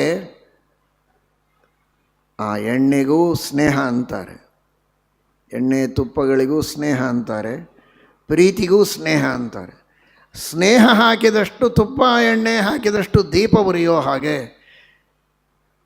ಮಕ್ಕಳು, ಸಂಸಾರ, ಮನೆ, ಪರಿವಾರ ಇದರ ಮೇಲೆ ಎಷ್ಟು ನೀನು ಸ್ನೇಹ ಸುರಿತೀಯೋ ಅಷ್ಟು ನೀನು ಉರಿತಾ ಇರ್ತೀಯ. ನಿನಗೆ ತಾಪ ಬಿಟ್ಟಿದ್ದಲ್ಲ, ತಾಪತ್ರಯ ಇರೋದೇ. ಬಿಟ್ಬಿಡು ಈ ಸಂಸಾರದ ಮೇಲಿನ ಅಭಿಮಾನವನ್ನು. ನಚ ಇಂದ್ರಸ್ಯ ಸುಖಂ ಕಿಂಚಿನ್ನ ಸುಖಂ ಚಕ್ರವರ್ತಿನಃ ಸುಖಮಸ್ತಿ ವಿರಕ್ತಸ್ಯ ಮುನೇರೇಕಾಂತ ಜೀವಿನಃ. ಎಂತಹ ಉಪದೇಶವನ್ನು ಮಾಡ್ತಾನೆ ಗೋಕರ್ಣ ಅಪ್ಪನಿಗೆ. ಅವನು ಬೇಕಾದಷ್ಟು ಧರ್ಮ ಕಾರ್ಯಗಳನ್ನು ಮಾಡಿದ್ನಲ್ಲ, ಅದರ ಫಲ ಇದು. ಮಗನಿಂದ ಬಂದು ಒಳ್ಳೆಯ ಹಿತನುಡಿಯನ್ನು ಕೇಳಿದ. ಬಿಡು ಈ ಸಂಸಾರದ ಮೇಲಿನ ಆಸಕ್ತಿಯನ್ನು. ಯಾವ ಚಕ್ರವರ್ತಿ ಸಮ್ರಾಟ್, ಇಡೀ ಭೂಮಂಡಲವನ್ನು ಆಳುವಂತಹ ವ್ಯಕ್ತಿ, ಏಕಾತಪತ್ರಂ ಜಗತಃ ಪ್ರಭುತ್ವಂ ನವಂ ವಯಃ ಕಾಂತಮಿದಂ ವಪುಶ್ಚ.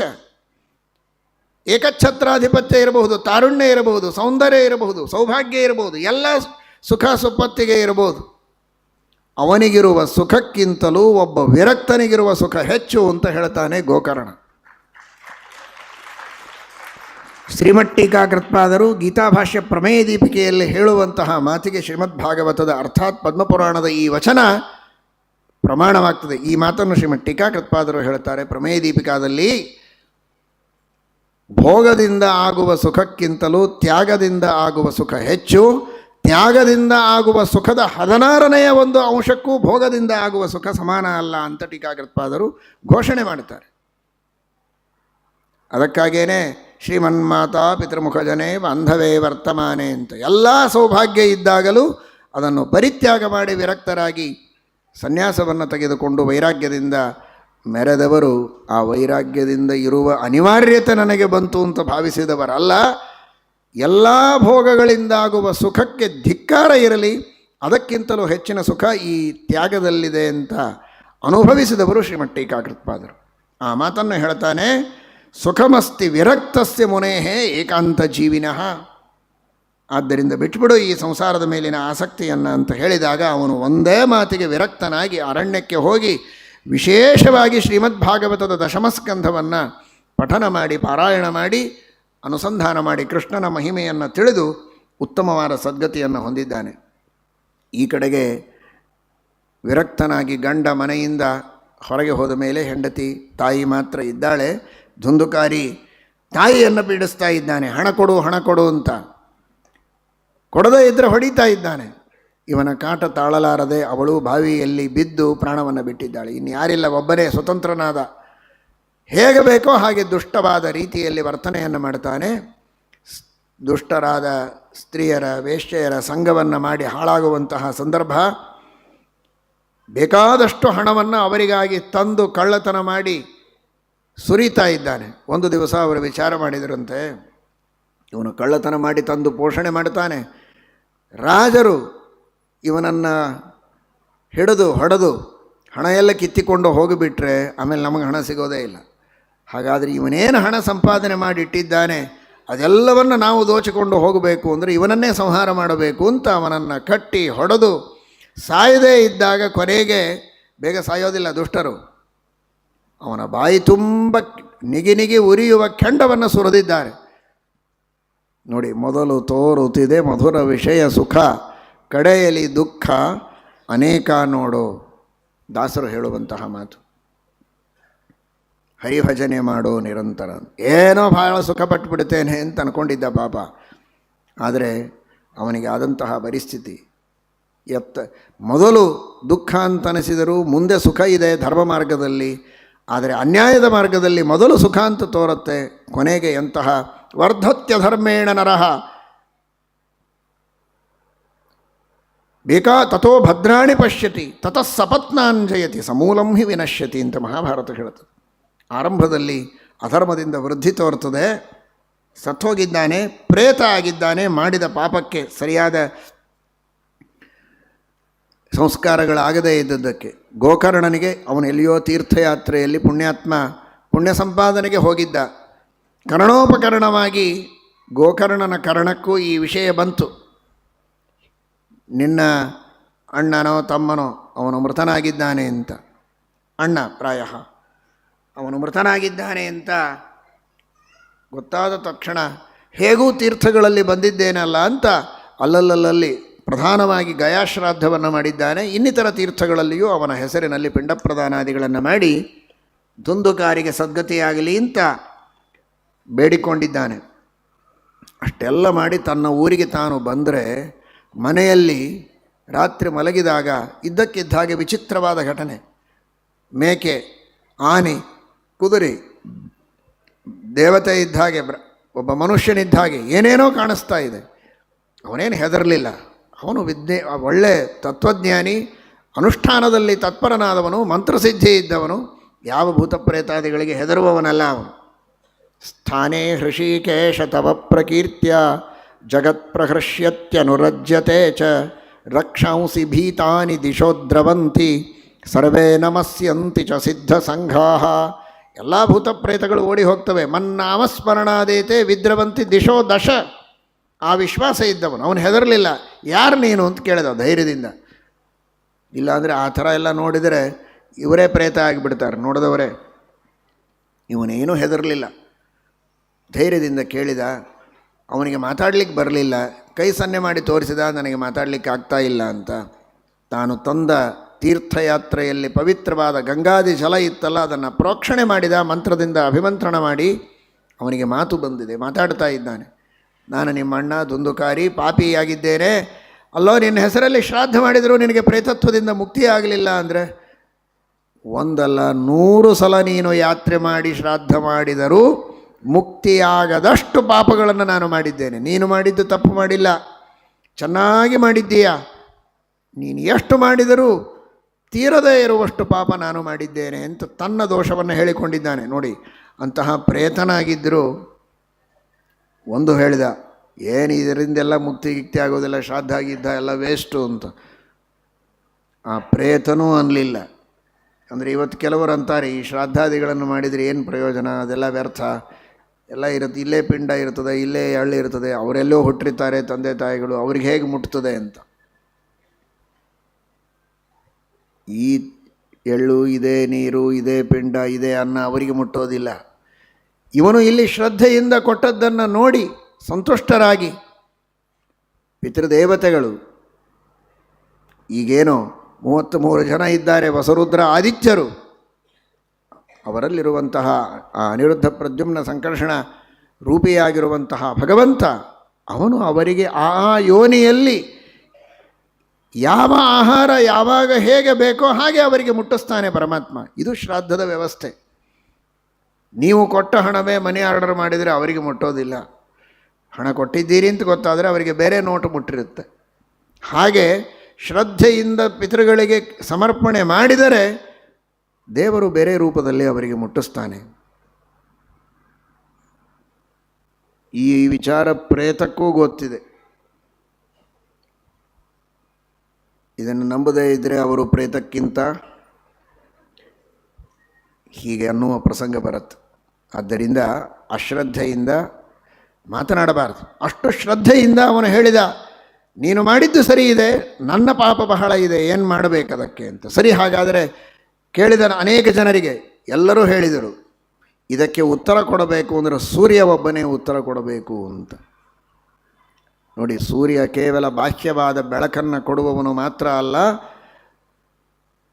ಹೇಗೆ ನಾವು ಕಷ್ಟದಿಂದ ಪಾರಾಗಬೇಕು ಅಂತನ್ನುವ ಒಂದು ಆಲೋಚನೆ ಬಂದಾಗ ಮಾರ್ಗವನ್ನು ತೋರಿಸುವವನು, ಹೊರಗಿನ ಮಾರ್ಗ ತೋರಿಸುವವನಲ್ಲ, ಸಾಧನೆಯ ಮಾರ್ಗವನ್ನು ತೋರಿಸುವವನು ಸೂರ್ಯ ಅಂತ ಈ ಮೂಲಕವಾಗಿ ಭಾಗವತ ತಿಳಿಸ್ತದೆ.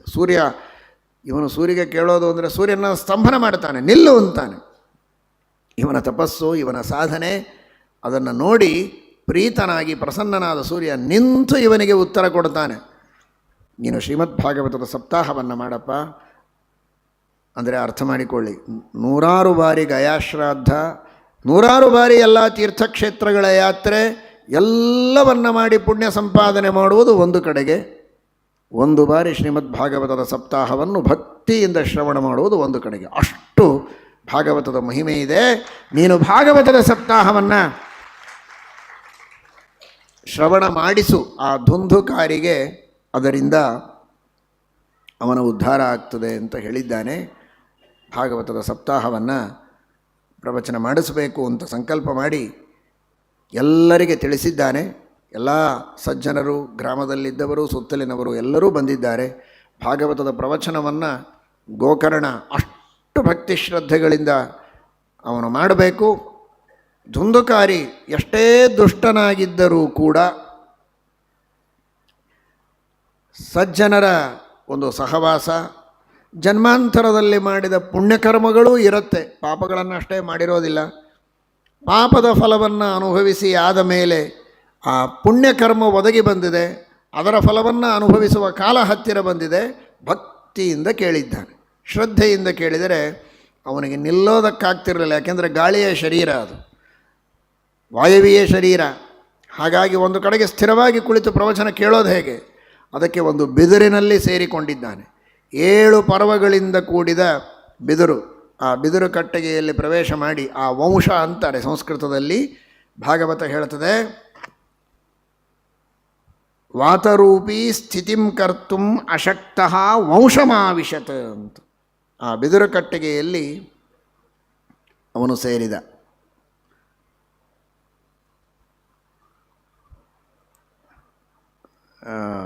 ಪ್ರಾಯ ತುಂಗಭದ್ರಾ ನದಿ ತೀರದಲ್ಲಿ ಬಿದಿರು ಕಟ್ಟಿಗೆಗಳು ಹೆಚ್ಚು ಅಂತ ಅನ್ನಿಸ್ತದೆ. ಅದಕ್ಕೆ ಬಿದರಹಳ್ಳಿ ತುಂಗಭದ್ರಾ ತೀರದಲ್ಲೇ ಇದೆ. ಯಾಕೆಂದರೆ ಯಾದವಾರ್ಯರು, ಶ್ರೀನಿವಾಸ ತೀರ್ಥರು ಇವರೆಲ್ಲ ಇದ್ದಂತಹ ಪ್ರದೇಶ ಅದು ತುಂಗಭದ್ರಾ ತೀರ. ಇದು ತುಂಗಭದ್ರಾ ತೀರದಲ್ಲಿ ನಡೆಯುವ ಕಥೆ. ಬೇಕಾದಷ್ಟು ಬಿದಿರುಗಳು ಸಿಗ್ತಾ ಇತ್ತು, ಬಿದರಹಳ್ಳಿನೇ ಇರಬಹುದದು. ಬಿದಿರಿನಲ್ಲಿ ಪ್ರವೇಶ ಮಾಡಿದ್ದಾನೆ. ಇದನ್ನು ನಾವು ಶಾಬ್ದಿಕವಾಗಿ ಸಂದೇಶ ತೆಗೆದುಕೊಳ್ಳೋದಾದರೆ, ವಾತರೂಪಿ ಸ್ಥಿತಿಂ ಕರ್ತುಂ ಅಶಕ್ತೋ ವಂಶಮಾವಿಶತ ಅಂತ. ಅಂದರೆ ವಂಶ ಅಂದರೆ ಬಿದಿರು ಅಂತ, ಆದರೆ ವಂಶ ಅಂದರೆ ಇನ್ನೊಂದು ಅರ್ಥ ವಂಶ ಅಂತ. ಕೆಲವೊಮ್ಮೆ ಮನುಷ್ಯನಿಗೆ ತನ್ನ ಸಾಧನೆ, ತನ್ನ ಪ್ರಯತ್ನ, ತನ್ನ ಪುಣ್ಯದಿಂದ ಕೆಲಸ ಮಾಡಿಕೊಳ್ಳಿಕ್ಕೆ ಆಗ್ತಾ ಇರೋದಿಲ್ಲ. ಆ ಸಂದರ್ಭದಲ್ಲಿ ಅವನ ವಂಶ, ಅವನ ಪರಂಪರೆ, ಅವನ ಮನತನ, ಅವನ ಪ್ರಾಚೀನರು, ಅವನ ಪೂರ್ವಜರು ಮಾಡಿದ ಪುಣ್ಯದ ಬಲದಿಂದ ಅವನು ನಿಲ್ಲುವಂತಹ ಅನಿವಾರ್ಯತೆ ಕೆಲವೊಮ್ಮೆ ಬರುತ್ತೆ. ತನ್ನ ಪುಣ್ಯದಿಂದ ತನಗೆ ನಿಲ್ಲೋದಕ್ಕಾಗೋದಿಲ್ಲ. ಆಗ ಹಿರಿಯರ ಪುಣ್ಯದಿಂದ, ಜ್ಞಾನಿಗಳ ಪುಣ್ಯದಿಂದ, ಪ್ರಾಚೀನರ ಪುಣ್ಯದಿಂದ, ವಂಶದಲ್ಲಿ ಬಂದ ಹಿರಿಯರ ಪುಣ್ಯದಿಂದ ತನ್ನ ಕರ್ತವ್ಯವನ್ನು ತಾನು ಮಾಡುವ ಪ್ರಸಂಗ ಬಂದೀತು ಅನ್ನುವುದನ್ನು ಒಂದು ಧ್ವನಿತಾರ್ಥವಾಗಿ ಇಲ್ಲಿ ಭಾಗವತ ಸೂಚನೆ ಮಾಡ್ತಾ ಇದೆ. ಅವನು ವಂಶವನ್ನು ಆಶ್ರಯಿಸಿದ ಅಂತ. ಪ್ರಾಚೀನರ ಪುಣ್ಯವೂ ಇತ್ತು. ಧನ್ಯ ಭಾಗವತೀ ವಾರ್ತಾ ಪ್ರೇತಪೀಡಾ ವಿನಾಶಿನಿ ಕಂಪಂತೆ ಸರ್ವಪಾಪಾನಿ ಸಪ್ತಾಹ ಶ್ರವಣೆ ಸ್ಥಿತೆ. ಈ ಸಪ್ತಾಹದ ಶ್ರವಣ ಮಾಡಿದರೆ ಎಲ್ಲ ಪಾಪಗಳು ನಡಿಗೆ ಹೋಗ್ತವೆ. ಆ ಪಾಪಾಭಿಮಾನಿ ದೈತ್ಯರು, ಅಸುರರು, ದುಷ್ಟರು ಭಯಪಟ್ಟು ಮೈಯಿಂದ ಸಿಡಿದು ಹೊರಗೆ ಹೋದ ಅನುಭವ ನನಗೆ ಬಂತು ಅಂತಾನೆ. ಕಂಪಂತೆ ಸರ್ವಪಾಪಾನಿ, ಬ್ರಹ್ಮಹತ್ಯಾದಿ ದೋಷಗಳು ಆ ಬ್ರಹ್ಮಪಾರ ಸ್ತೋತ್ರವನ್ನು ಪಠನ ಮಾಡಿದರೆ ನಿಷ್ಕ್ರಾಂತ ರಾಜದೇಹತಃ ಅಂತ ಬ್ರಹ್ಮಹತ್ಯಾದಿಗಳಿಗೆ ಅಭಿಮಾನಿಗಳಾದ ದುಷ್ಟ ಶಕ್ತಿಗಳು ಮೈಯಿಂದ ಹೊರಗೆ ಹೋದದ್ದು ಅನುಭವಕ್ಕೆ ಬಂತು ಅಂತ ಶ್ರೀಮದಾಚಾರ್ಯರು ಹೇಳ್ತಾರೆ. ಭಯಪಟ್ಟು ಮೈಯಿಂದ ಸಿಡಿದು ಹೊರಗೆ ಹೋದ ಅನುಭವ ನನಗೆ ಬಂತು ಅಂತಾನೆ. ಕಂಪಂತೆ ಸರ್ವಪಾಪಾನಿ, ಬ್ರಹ್ಮಹತ್ಯಾದಿ ದೋಷಗಳು ಆ ಬ್ರಹ್ಮಪಾರ ಸ್ತೋತ್ರವನ್ನು ಪಠನ ಮಾಡಿದರೆ ನಿಷ್ಕ್ರಾಂತ ರಾಜದೇಹತಃ ಅಂತ ಬ್ರಹ್ಮಹತ್ಯಾದಿಗಳಿಗೆ ಅಭಿಮಾನಿಗಳಾದ ದುಷ್ಟ ಶಕ್ತಿಗಳು ಮೈಯಿಂದ ಹೊರಗೆ ಹೋದದ್ದು ಅನುಭವಕ್ಕೆ ಬಂತು ಅಂತ ಶ್ರೀಮದಾಚಾರ್ಯರು ಹೇಳ್ತಾರೆ. ಅಂತಹ ಆ ಪಾಪಗಳ ನಾಶಕ್ಕೆ ಈ ಭಾಗವತದ ಶ್ರವಣ ಕಾರಣವಾಗಿದೆ. ಅದನ್ನು ಅನುಭವಿಸಿ ನಾನು ಹೇಳ್ತೇನೆ. ಯಾರು ಕಥಾಶ್ರವಣ ಮಾಡುವುದಿಲ್ಲ ಅವರು ಬದುಕಿ ವ್ಯರ್ಥ ಅಂತಾನೆ. ಅಕಥಾಶ್ರಾವಿಣಾಂ ಪೂಸಾಂ ನಿಷ್ಫಲಂ ಜನ್ಮ ಕೀರ್ತಿತಂ. ಈ ಶರೀರ ಎಷ್ಟು ದಿವಸ ಬದುಕೋದಿದೆ, ಈ ಶರೀರದ ಮೇಲೆ ಮೋಹ ಇಟ್ಟು ಇದನ್ನು ಪೋಷಣೆ ಮಾಡುವುದಕ್ಕೆ ಜನ್ಮ ಹಾಳೆ ಮಾಡಿಕೊಳ್ತಾರಲ್ಲ. ಯತ್ ಪ್ರಾತಃ ಸಂಸ್ಕೃತಂಚಾನಂ ಅನ್ನಂ ಸಾಯಂತಚ್ಚ ವಿನಶ್ಯತಿ.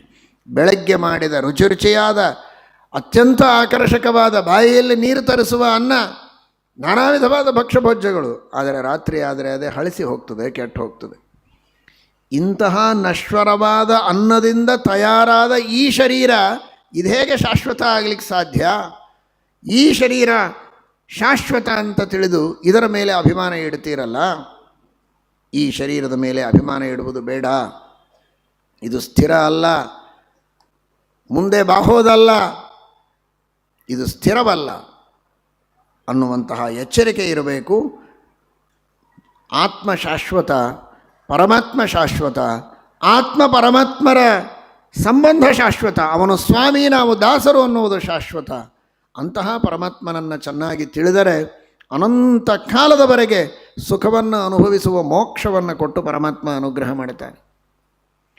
ಇದಕ್ಕಾಗೇನೆ ಪ್ರಾರಂಭದಲ್ಲಿ ಈ ಭಾಗವತದ ಮಹಾತ್ಮೆ ಹೇಳುವಾಗ ಪದ್ಮಪುರಾಣ ಪ್ರಾರಂಭ ಮಾಡಿದಾಗ ಅಮೃತವನ್ನು ತಂದು ಕೇಳಿದರು ದೇವತೆಗಳು. ಈ ಅಮೃತ ತಗೊಂಡು ಆ ಕಥಾಮೃತವನ್ನು ಕೊಡು ಅಂದಾಗ ಕೊಡೋದಿಲ್ಲ ಅಂದ ಪರೀಕ್ಷಿತ. ಯಾಕೆ ಅಂದರೆ ಕಾಚ ಹಾಕುವ ಮಣಿರ್ಮಹಾನ್ ಅಂತ. ಏನದು ಮಣಿರ್ಮಹಾನ್ ಅಂದರೆ? ಏನೋ ಉದಾಹರಣೆ ಮಾತ್ರ ಕೊಟ್ಟದ್ದು ಅಂತಲ್ಲ, ನಿಜವಾಗಿ ಅದು ಇಲ್ಲಿ ಸಮನ್ವಯ ಆಗೋ ರೀತಿಯಲ್ಲಿ ಮಹಾನ್ ಮಣಿಹಿ ಅಂದರೆ ಸರ್ವೋತ್ತಮನಾದ ಭಗವಂತ ಅಂತ ಅರ್ಥ. ಮಣಿರ್ಮುಖಂ ಪ್ರಧಾನಂ ಅಂತ ಆಚಾರ್ಯರು ಹೇಳಿದ್ದಾರೆ. ಮಣಿ ಅಂದರೆ ಪ್ರಧಾನ, ಮಹಾನ್ ಮಣಿಹಿ ಅಂದರೆ ಸರ್ವೋತ್ತಮನಾದಂತಹ ಭಗವಂತ. ಈ ಅಮೃತ ಇದೆಯಲ್ಲ, ಈ ಅಮೃತ ಕುಡಿದರೆ ಈ ಕಾಚದಂತೆ ಇರುವ ಕಾಚ ಕಾಮಲಾದಿ ದೋಷಗಳಿಂದ ಕೂಡಿದ ಈ ಶರೀರಕ್ಕೆ ಪುಷ್ಟಿಯಾಗಬಹುದು 4 ದಿವಸ. ಕಾಚಃ ಇದು ಎಷ್ಟು ದಿವಸ ಇರೋದು? ಒಂದಿಲ್ಲ ಒಂದು ದಿವಸ ಸಾಯೋದೇ ಈ ಶರೀರ.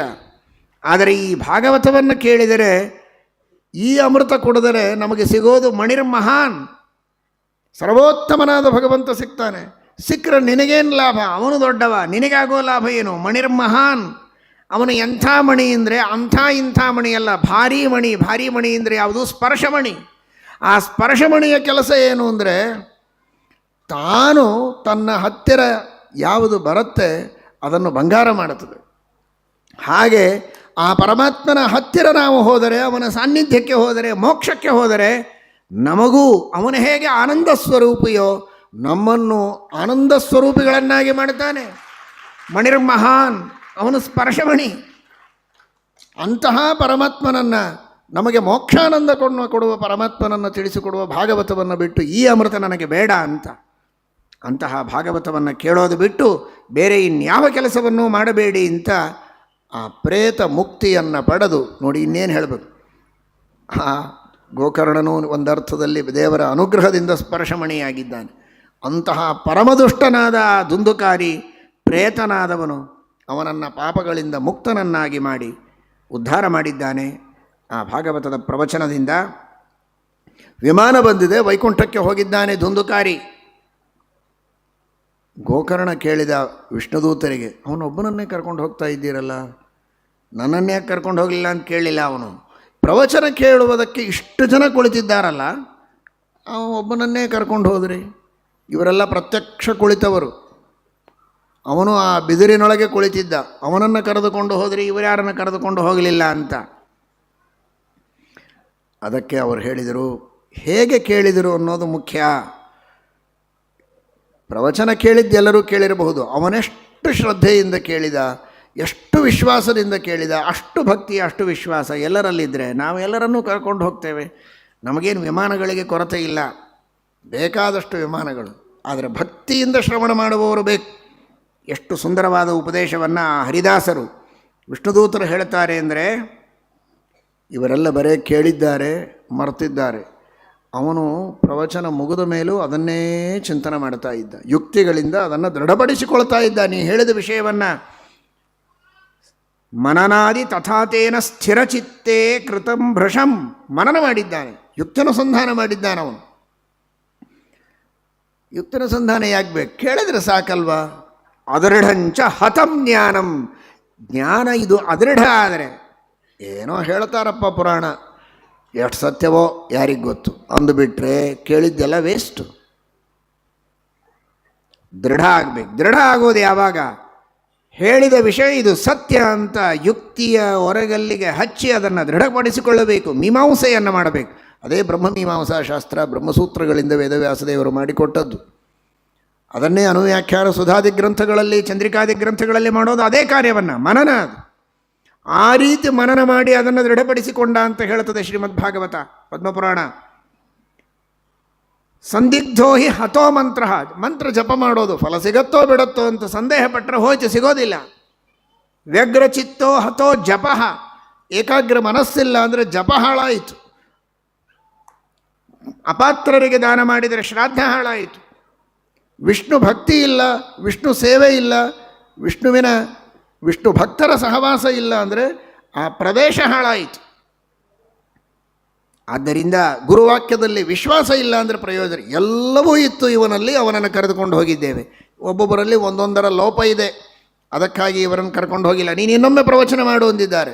ಮತ್ತೆ ಪುನಃ ಶ್ರಾವಣ ಮಾಸದಲ್ಲಿ ಗೋಕರ್ಣ ಪುನಃ ಸಪ್ತಾಹವನ್ನು ಹೇಳಿದ್ದಾರೆ. ಹಾಗೆ ಎಲ್ಲರೂ ಜಾಗರೂಕರಾಗಿ ಅತ್ಯಂತ ಭಕ್ತಿಯಿಂದ ಶ್ರದ್ಧೆಯಿಂದ ನಿಯಮಪೂರ್ವಕವಾಗಿ ಶ್ರವಣ ಮಾಡಿದ್ದಾರೆ. ಎಲ್ಲರನ್ನೂ ವಿಮಾನದಲ್ಲಿ ಕರೆದುಕೊಂಡು ಹೋಗಿದ್ದಾರೆ. ವಿಷ್ಣುದೂತರು ಗೋಲೋಕಕ್ಕೆ ಕರೆದುಕೊಂಡು ಹೋಗಿದ್ದಾರೆ ಅಂತ ಹೇಳ್ತಾರೆ. ಪರಮಾತ್ಮ ಗೋಕರ್ಣನನ್ನು ಗೋಲೋಕಕ್ಕೆ ಕರೆದುಕೊಂಡು ಹೋಗಿ ಅನುಗ್ರಹ ಮಾಡಿದ್ದಾನೆ ಅಂತ ಈ ಭಾಗವತದ ಮಹಿಮೆಯನ್ನು ಶಾಂಡಿಲ್ಯರು ಕೂಡ ಇವತ್ತಿಗೂ ಚಿತ್ರಕೂಟದಲ್ಲಿದ್ದು ಆನಂದಭರಿತರಾಗಿ ಚಿಂತನೆ ಮಾಡುತ್ತಾರೆ. ಅಷ್ಟು ಶ್ರೇಷ್ಠವಾದದ್ದು ಈ ಭಾಗವತದ ಮಹಿಮೆ. ಭಾಗವತ ಅಂತೂ ಬಹಳ ಇದೆ, ಭಾಗವತದ ಮಹಿಮೆಯೇ ಅಷ್ಟು ಅದ್ಭುತವಾಗಿದೆ ಅಂತ. ಇದನ್ನು ಹೇಗೆ ಕೇಳಬೇಕು ಅಂತ ಸನಕಾದಿಗಳು ನಾರದರಿಗೆ ಹೇಳ್ತಾರೆ. ದೂರದಲ್ಲಿದ್ದವರಿಗೆ ಪತ್ರ ಬರೆದು ಕರೆಸಬೇಕಂತೆ. ದೂರೇ ಹರಿಕಥಾ ಕೇಚಿತ ದೂರೇ ಚಾಚ್ಯುತ ಕೀರ್ತರಾಹ, ಹರಿಕಥಾಶ್ರವಣ ಮಾಡುವ ಸೌಭಾಗ್ಯ ಇರೋದಿಲ್ಲ. ಒಂದು ಕೋಟಿ ರೂಪಾಯಿಗಳನ್ನು ಕೊಡೋದು, ಮನೆ ಕಟ್ಟಿಸಿ ಕೊಡೋದು, ಹೊಟ್ಟೆ ಬಟ್ಟೆಗೆ ವ್ಯವಸ್ಥೆ ಮಾಡುವುದು ಪುಣ್ಯವೇ, ಅವಶ್ಯವಾಗಿ ಮಾಡಬೇಕು ಪರೋಪಕಾರವನ್ನು, ಅದೂ ಒಂದು ದೇವರ ಸೇವೆ.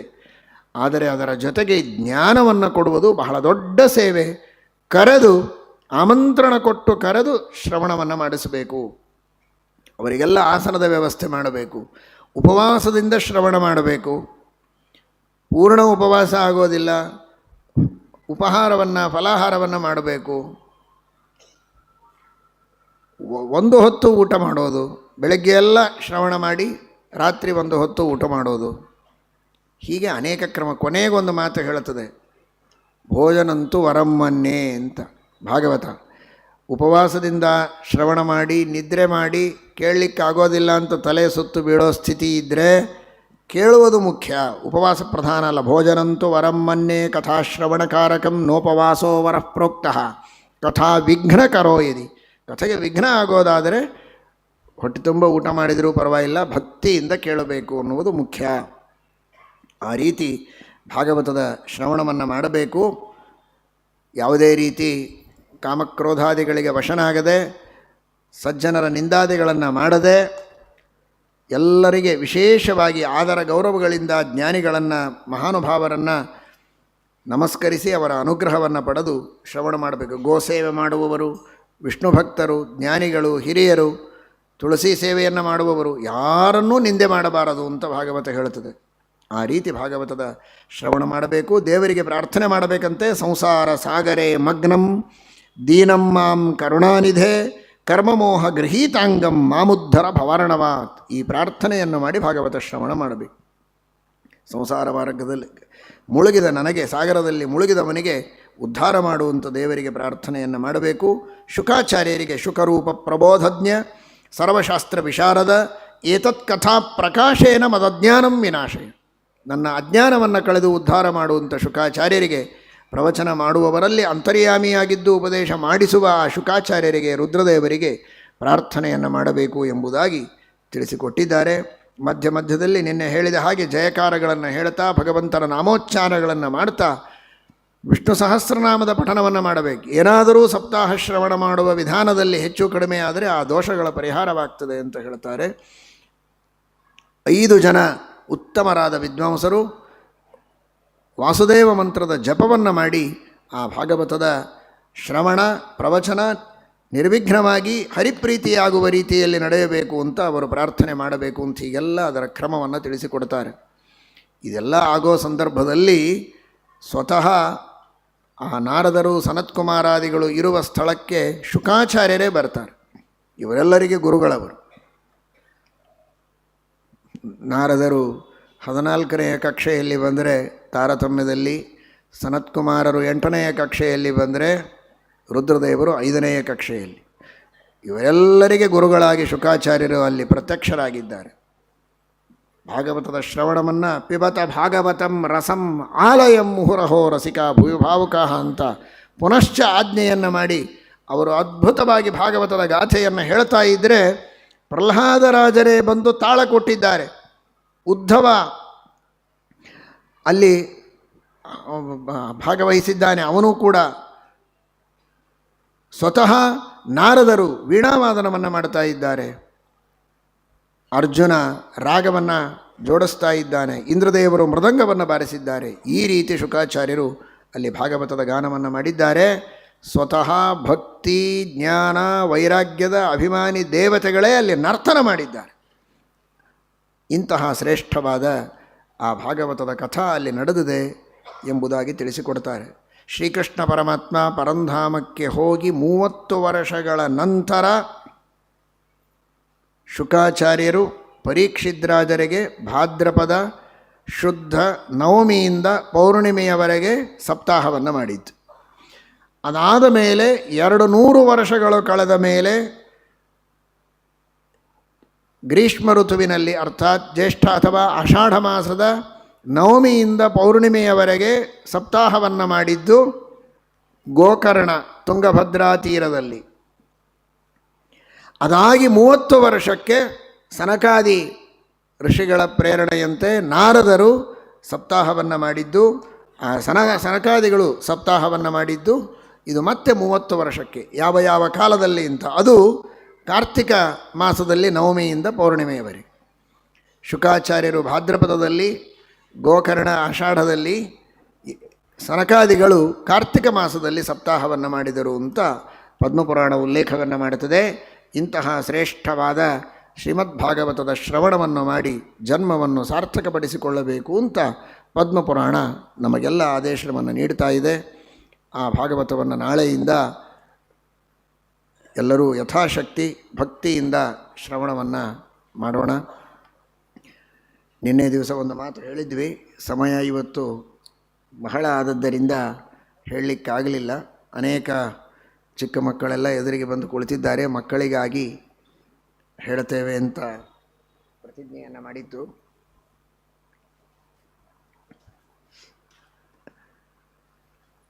ಒಂದು 2 ನಿಮಿಷ ಹೇಳ್ತೇವೆ, ನಾಳೆ ವಿಶೇಷವಾಗಿ ತಿಳಿಯುವ ಪ್ರಯತ್ನ ಮಾಡೋಣ.